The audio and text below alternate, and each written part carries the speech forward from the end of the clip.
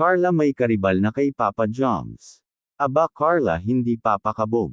Sabay nating alamin. Isang magandang araw muli mga Kalingap, suportahan natin ang channel ni Kalingap Rab at Kuya Val Santos Matubang.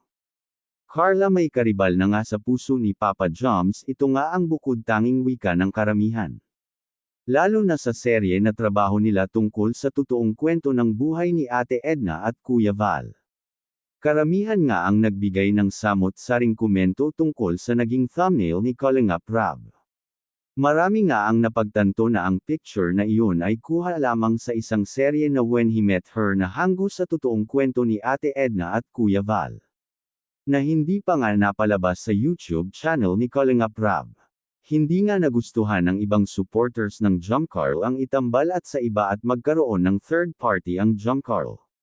Dagdag pa nila na sana si Carla naman ang partner sa iba at si Papa Joms naman ang masasaktan. Tatak Jomcarl pa rin naman ang Kalingap at tanging trabaho lamang ang itambal sa iba si Jomar dahil ito ang utos ng kanilang direktor. Agad naman bumwelta si Carla mga Kalingap at pinakita nga nito na isa siyang palaban at hindi apektado sa litrato. Kahit nagkalat na ang samot-saring opinyon ay pinakita nga ni Carla na nakasuporta pa rin siya kay Kalingap Jomar.